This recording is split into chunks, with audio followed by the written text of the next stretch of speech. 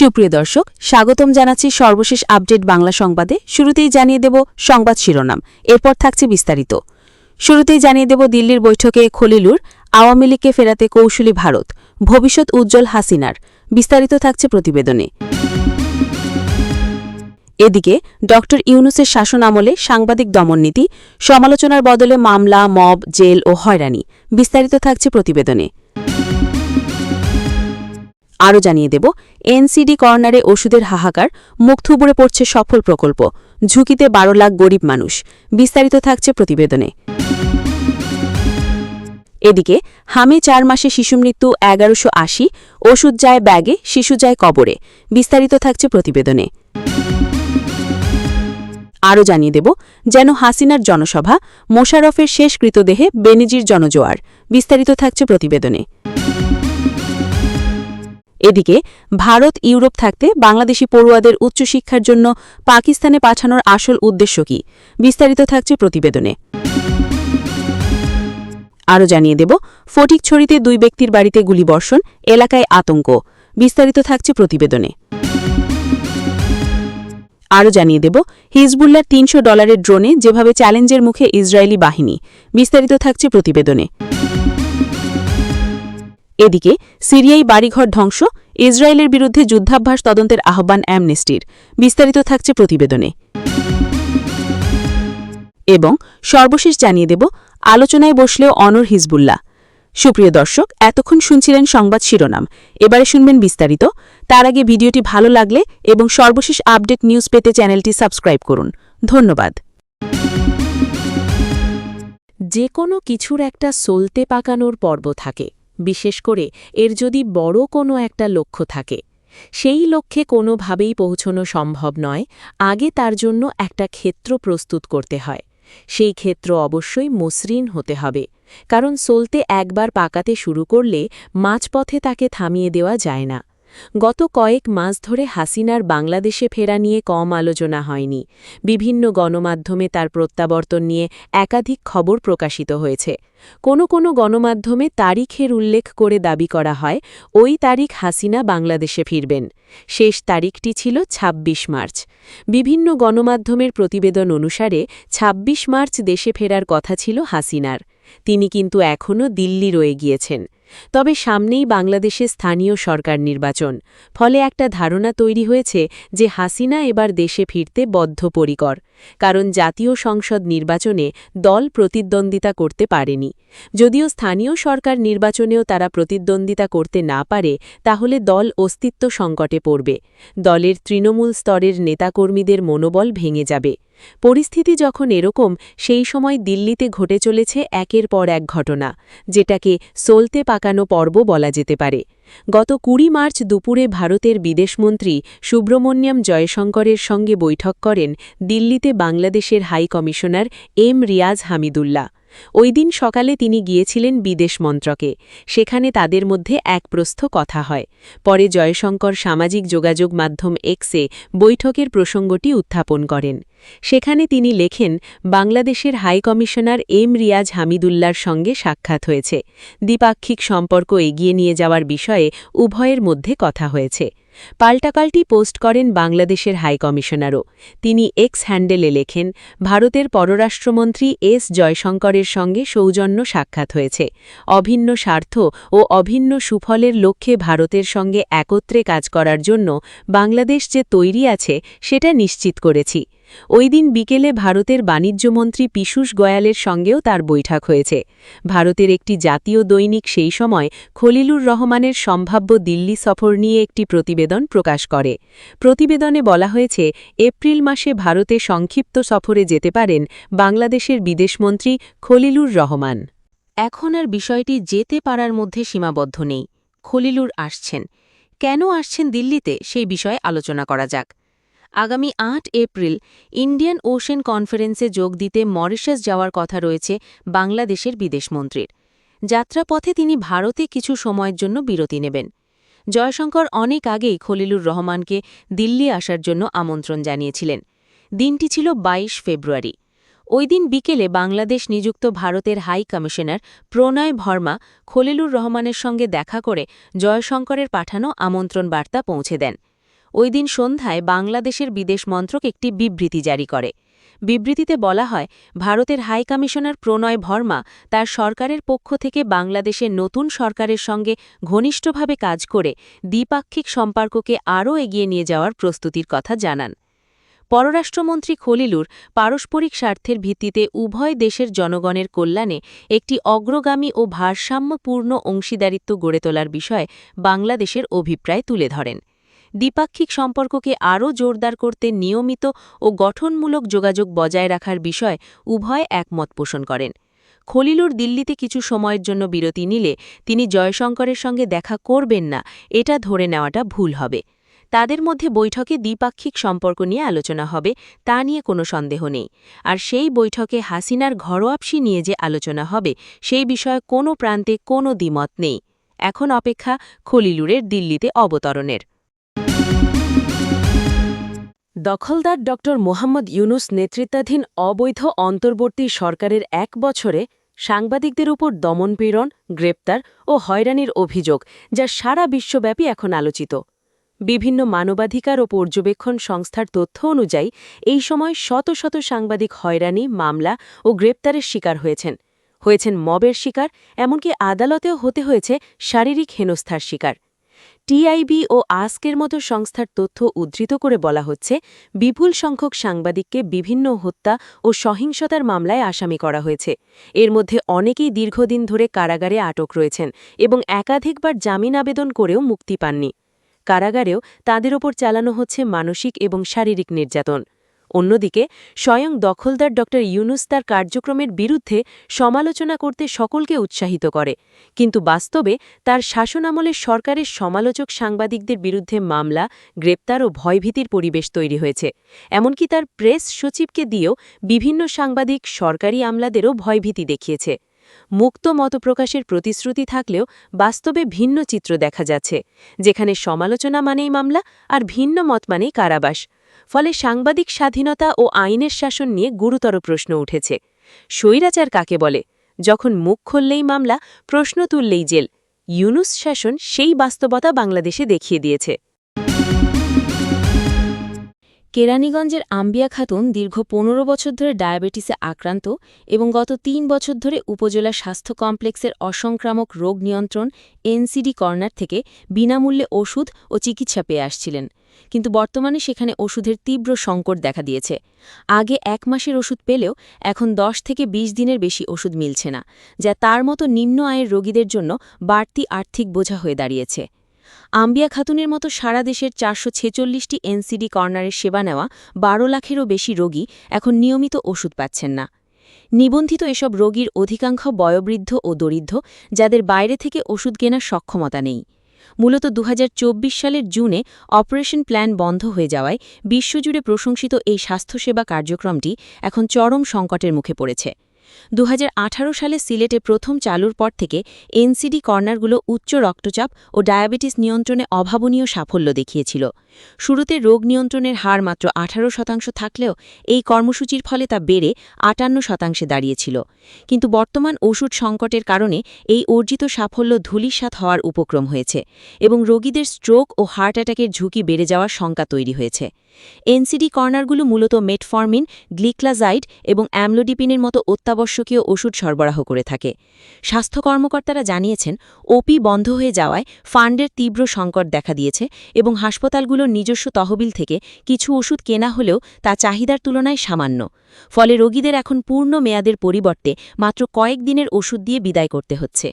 স্বাস্থ্য অধিদপ্তরের তথ্য অনুযায়ী এসেনশিয়াল ড্রাগ কোম্পানির মাধ্যমে বরাদ্দ দেওয়া প্রায় ১০০ কোটি টাকার ওষুধ দিয়ে সর্বোচ্চ আগামী ২ মাস সেবা চালানো সম্ভব হতে পারে। নিরবিচ্ছিন্ন ওষুধ সরবরাহ নিশ্চিত করা না গেলে উচ্চ রক্তচাপ ও ডায়াবেটিসে আক্রান্ত বিশাল এই জনগোষ্ঠী দীর্ঘমেয়াদী স্বাস্থ্য ঝুঁকিতে পড়বে। চিকিৎসকরা বলছেন, দেশে মোট মৃত্যুর ৭০% এখন অসংক্রামক রোগে ঘটে, যার একটি বড় অংশ হৃদরোগজনিত। বিশেষজ্ঞদের মতে, এনসিডি কর্নারের মাধ্যমে প্রান্তিক মানুষকে হৃদরোগ ও স্ট্রোকের ঝুঁকি থেকে রক্ষা করা সম্ভব হয়েছিল। চট্টগ্রাম মেডিকেল কলেজ হাসপাতালের শিশু ওয়ার্ড এখন এক জীবন্ত অভিশাপের নাম। ২০২৬ সালের জানুয়ারি থেকে এপ্রিল পর্যন্ত মাত্র ৪ মাসে ২৮৫টা পরিবার তাদের সন্তানকে হারিয়েছে এই হাসপাতালের বেডে শুইয়ে। এর মধ্যে শুধু মার্চ আর এপ্রিল মাত্র ২ মাসে ১৬০টা শিশু মারা গেছে হাম উপসর্গ আর হাম পরবর্তী নিউমোনিয়ায়। প্রতিটা মৃত্যুর পেছনে একটা করে পরিবার ভেঙে গেছে, অথচ এই দেশের শাসকদের চোখের পাতাও নড়েনি। তথ্য বলছে এই মৃত্যুগুলো কোনো প্রাকৃতিক দুর্যোগের ফল নয়, এটা সরাসরি রাষ্ট্রীয় ব্যর্থতা, পরিকল্পিত অবহেলা আর কাঠামোগত দুর্নীতির ফসল। ২০২৫ সালে যেখানে ৯২০টা শিশু মৃত্যু রেকর্ড করা হয়েছিল, সেখানে ২০২৬ সালের প্রথম ৪ মাসেই সেই সংখ্যা ১১৮০ ছাড়িয়ে গেছে। প্রবণতা স্পষ্ট, পরিস্থিতি নিয়ন্ত্রণের বাইরে চলে যাচ্ছে, আর দায়িত্বপ্রাপ্তরা গা ঝাড়া দিয়ে ওঠার বদলে ফাইলপত্রে স্বাক্ষর করে যাচ্ছেন নির্বিকার ভঙ্গিতে। সবচেয়ে পৈশাচির দিকটা হল, হাসপাতালের স্টোরে ওষুধ মজুদ থাকার দাবি সত্ত্বেও রোগীর স্বজনদের ২০ থেকে ৩০ হাজার টাকা খরচ করে বাইরের দোকান থেকে কিনতে হচ্ছে ওষুধ, স্যালালিন, ক্যানোলা, এমনকি অ্যান্টিবায়োটিকও। পিআইসিইউতে ভর্তি আহনাফের বাবা আহাদ উদ্দিন ৬ দিনে ২০ থেকে ২৫ হাজার টাকা খরচ করেছেন বাইরের ওষুধ কিনে। প্রতিদিন ২ থেকে ২.৫ হাজার টাকা গুনতে হচ্ছে তার, যে টাকা তার পক্ষে বহন করা প্রায় অসম্ভব। এই টাকাটা কেন খরচ করতে হচ্ছে? অথচ হাসপাতালের সহকারী পরিচালক মোহাম্মদ আসাদুজ্জামান দাবি করছেন স্টোরে পর্যাপ্ত ওষুধ মজুদ আছে। তাহলে ওষুধ কোথায় যাচ্ছে? উত্তরটা খোঁজার চেষ্টা করলেই বেরিয়ে আসে ভয়াবহ সত্যিটা। হাসপাতাল সূত্র নিশ্চিত করেছে, স্টোর থেকে প্রতিদিন স্টাফরা হাত ব্যাগে করে ওষুধ বের করে নিয়ে যাচ্ছেন। বের হওয়ার মুখে তাদের কোনো তল্লাশির ব্যবস্থা নেই কোনো সিসিটিভি নজরদারি।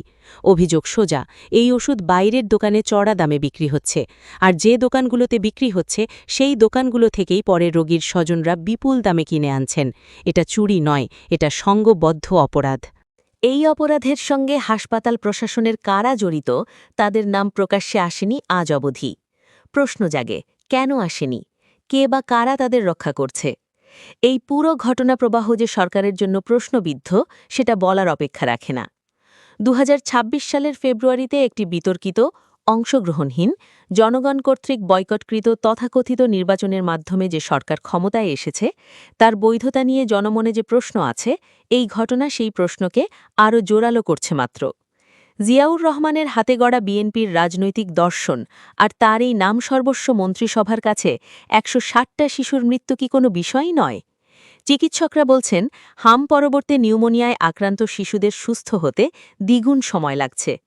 সাধারণ নিউমোনিয়ায় যেখানে ৫ থেকে ৭ দিনে রোগী সুস্থ হয়, সেখানে হাম পরবর্তী নিউমোনিয়ায় ১৪ দিন বা তারও বেশি সময় প্রয়োজন হচ্ছে। এসব রোগীর জন্য দরকার ৬০ লিটার বা তারও বেশি ক্ষমতার হাই ফ্লো ন্যাজেল ক্যানোলা। অথচ পিআইসিইউতে ২০টি সিটের মধ্যে মাত্র ১৫টি বরাদ্দ আছে এই রোগীদের জন্য। বাকি ৫টি সিটে অন্যান্য রোগী রাখা হচ্ছে, ফলে প্রতিদিন অসংখ্য শিশু প্রয়োজনীয় চিকিৎসা না পেয়ে মারা যাচ্ছে। নার্সরা বলছেন, ৩ শিফটে মাত্র ১২ জন নার্স দিয়ে এই পুরো ওয়ার্ড সামলাতে হচ্ছে, যা প্রয়োজনের তুলনায় অপ্রতুল। ডাক্তাররাও পর্যাপ্ত সময় দিচ্ছেন না ওয়ার্ডে। মূলত দিনের বেলায় জুনিয়র চিকিৎসকরা এসে চলে যান, আর রাতে রোগীরা নার্সদের ওপর সম্পূর্ণ নির্ভরশীল থাকেন। হাম ওয়ার্ডে ভর্তি ৬৭ জন রোগীর জন্য আলাদা ডাক্তার নেই বললেই চলে। নিয়মিত রাউন্ড হয় না, রোগীদের নিয়মিত মনিটরিং হয় না। ফলে যে শিশুটিকে বাঁচানো সম্ভব, সেও অপূর্ণ চিকিৎসায় মারা যায়। একটা বেডে ৩টা শিশু রাখার অর্থ কিন্তু সুস্থ হবার সম্ভাবনা শূন্যের কোটায় নামিয়ে আনা। যে শিশু নিউমোনিয়া নিয়ে ভর্তি হল, সে একই বেডে থাকা অন্য শিশুর কাছ থেকে নতুন ইনফেকশন পাচ্ছে। মায়েরা একে অপরের গায়ে গা লাগিয়ে বসে আছেন। কোথাও কোনো ইনফেকশন কন্ট্রোল ব্যবস্থা নেই, অথচ এটাই চট্টগ্রামের সবচেয়ে বড় সরকারি হাসপাতালের শিশু বিভাগ। চট্টগ্রাম শহরে সার্কিট হাউসের ঠিক পিছনে জমিয়তুল ফালাহ মসজিদের বিশাল ময়দানে তিল ধারণের জায়গা নেই। ৫০,০০০-এরও বেশি মানুষের উপস্থিতিতে বৃহস্পতিবার নমাজে জানাজা অনুষ্ঠিত হল প্রাক্তন মন্ত্রী ও নিষিদ্ধ আওয়ামী লীগের সভাপতিমণ্ডলীর সদস্য ইঞ্জিনিয়ার মোশাররফ হোসেনের। আওয়ামী লীগের অধিকাংশ নেতাকর্মী দেশছাড়া, যারা দেশে রয়েছেন হয় কারাগারে বা আত্মগোপনে। তারপরেও প্রায় ১.৫ ঘণ্টা ধরে স্লোগান চলল, জয় বাংলা, জয় বঙ্গবন্ধু, শেখ হাসিনা আসবে, বাংলাদেশ হাসবে, হাসিনার সরকার আমাদের দরকার, হাসিনা তুমি জেনে রাখো রাজপথ ছাড়েনি। স্থানীয় এক ছাত্রের কথায়, ইঞ্জিনিয়ার সাহেবের জানাজা তো নয়, যেন শেখ হাসিনার জনসভা হল চট্টগ্রামে। বর্ষিয়ান মুক্তিযোদ্ধা চট্টগ্রামের মিরস রায়ের এমপি প্রাক্তন মন্ত্রী মুশাররফ হোসেনকে একাধিক খুনের মামলায় যখন গ্রেপ্তার করে মুহাম্মদ ইউনুসের অন্তর্বর্তী সরকারের পুলিশ, ৮১ বছরের বৃদ্ধ তখন শয্যাশায়ী। অগস্টে ভয়ানক অসুস্থ হয়ে পড়ায় মুশাররফ হোসেনকে জামিনে মুক্তি দেওয়া হয়। আওয়ামী লীগ নেতাদের অভিযোগ, ইউনুস প্রশাসন জেলে পুরে বিনা চিকিৎসায় মৃত্যুর দিকে ঠেলে দিয়েছে এই জনপ্রিয় নেতাকে। মুশাররফের সহযোগী মুক্তিযোদ্ধাদের অভিযোগ, আওয়ামী লীগের এই নেতার জানাজায় জনবিস্ফোরণ ঘটতে পারে এমন আশঙ্কা ছিল সরকারি মহলে। তাই বলা হয়েছিল, নিষিদ্ধ দলের নেতার জানাজায় অংশ নিলে গ্রেপ্তার করা হবে। তারপরেও ঠেকানো যায়নি জনবিস্ফোরণ। চট্টগ্রাম উত্তর জেলা আওয়ামী লীগের সাধারণ সম্পাদক শেখ আতাউর রহমান বলেন, উনি আমার নেতা, তাই ভয় উপেক্ষা করেই এসেছি এখানে।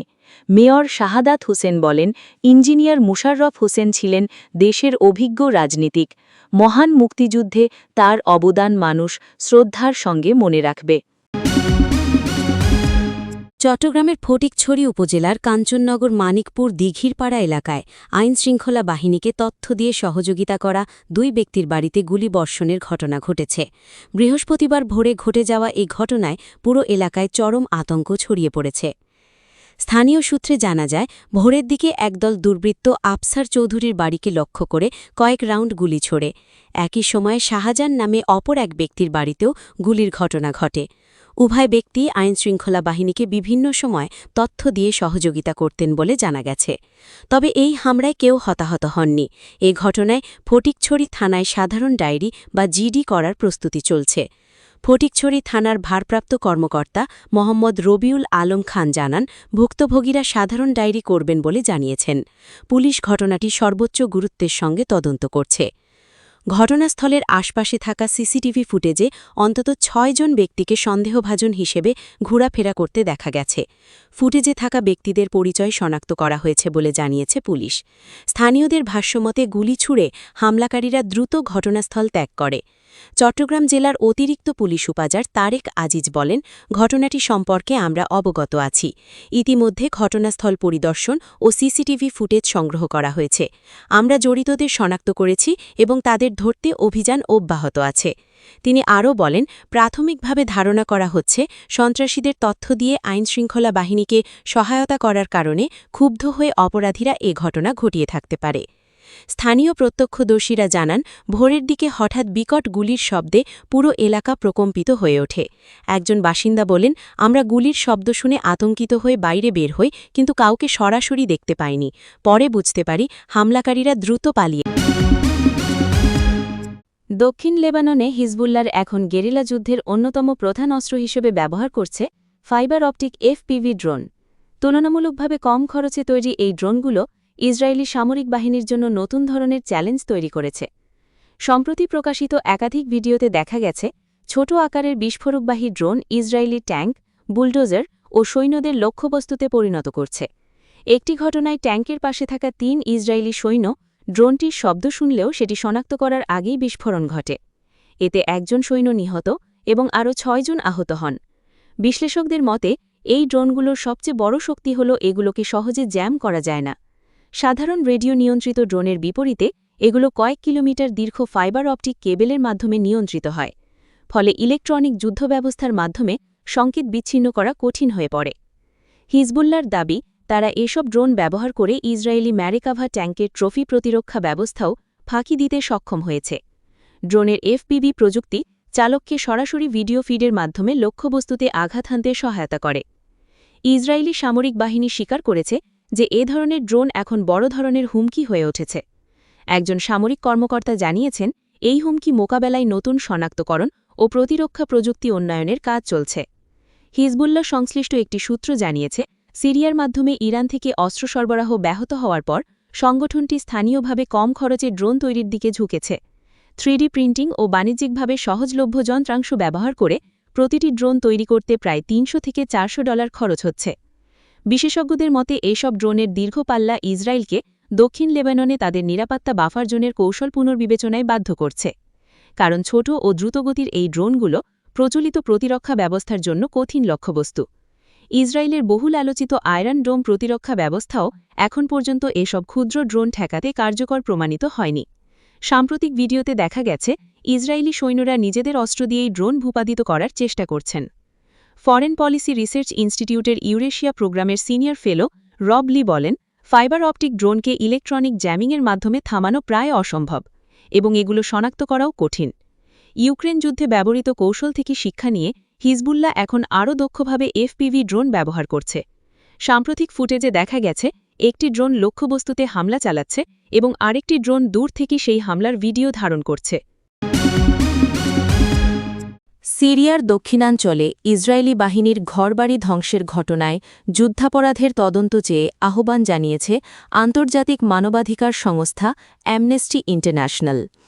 আসাদ সরকারের পতনের পর থেকে সিরিয়ায় ইসরায়েলি হামলার বিষয়ে এই তদন্তের দাবি জানানো হয়েছে। সম্প্রতি দক্ষিণ সিরিয়ায় ইসরায়েলি বাহিনী তাদের অভিযান ও গোলাবর্ষণ জোরদার করেছে। এর ফলে ওই অঞ্চলের কৃষি জমি ও আবাসিক স্থাপনা ব্যাপকভাবে ক্ষতিগ্রস্ত হয়েছে। মানবাধিকার সংস্থাটি জানায়, ইসরায়েল ১৯৭৪ সালের বিচ্ছেদ চুক্তি লঙ্ঘন করে অধিকৃত গোলান মালভূমির বাইরে সিরিয়ার অতিরিক্ত ভূখণ্ড দখল করে নিয়েছে। স্থানীয় সিরীয় বাসিন্দারা অভিযোগ করেছেন, ইসরায়েলি বাহিনী ঘন ঘন অভিযান চালাচ্ছে এবং তরুণদের আটক করছে। এছাড়া কৃষি জমিতে আগাছানাশক ব্যবহারের ফলে অনেক কৃষক তাদের জমিতে প্রবেশ করতে পারছেন না। মূলত এসব কর্মকাণ্ডের পরিপ্রেক্ষিতেই ইসরায়েলের বিরুদ্ধে যুদ্ধাপরাধের তদন্ত চায় অ্যামনেস্টি। ইসরায়েল ও লেবাননের মধ্যে চলমান সংলাপে নিরাপত্তা গ্যারান্টি এবং হিজবুল্লাহর অনড় অবস্থানের কারণে নতুন করে জটিলতা তৈরি হয়েছে। চলতি বছরের শুরুর দিকে যুদ্ধবিরতি কার্যকর হলেও সীমান্ত জুড়ে পাল্টাপাল্টি হামলা অব্যাহত থাকায় উভয় দেশই সামনের দিনগুলোতে বড় চ্যালেঞ্জের আশঙ্কা করছে। কূটনৈতিক পর্যালোচনায় দেখা গেছে, দুই দেশের মধ্যে বেশ কিছু অমীমাংসিত বিষয় রয়েছে। ইসরায়েল তাদের নিরাপত্তার জন্য আরও জোরালো গ্যারান্টি চাইছে এবং হিজবুল্লাহর সম্পূর্ণ নিরস্ত্রীকরণের দাবি তুলেছে। অন্যদিকে লেবানন একটি স্থায়ী যুদ্ধবিরতি এবং তাদের দক্ষিণ সীমান্ত থেকে ইসরায়েলি সেনা প্রত্যাহারের ওপর জোর দিচ্ছে। তবে এই আলোচনার ক্ষেত্রে সবচেয়ে বড় অনিশ্চয়তা হয়ে দাঁড়িয়েছে হিজবুল্লাহর ঘোষণা। গোষ্ঠীটি জানিয়েছে, এই সংলাপ থেকে কোনো ফ্রেমওয়ার্ক বা রূপরেখা তৈরি হলেও তারা তা মেনে চলবে না। হিজবুল্লাহর এই অবস্থান ভবিষ্যতে যে কোনো সমঝোতা বাস্তবায়নের ক্ষেত্রে বড় ধরনের প্রতিবন্ধকতা তৈরি করতে পারে। তা সত্ত্বেও ওয়াশিংটন এবং মার্কিন স্টেট ডিপার্টমেন্টের কূটনৈতিক মহলে এই আলোচনাকে ইতিবাচক হিসেবে দেখা হচ্ছে। দুই দেশের দীর্ঘ সংঘাতের ইতিহাস বিবেচনায় নিয়ে বিশ্লেষকরা মনে করছেন, এ ধরনের সংলাপ শুরু হওয়াটাই একটি বড় ধরনের অগ্রগতি।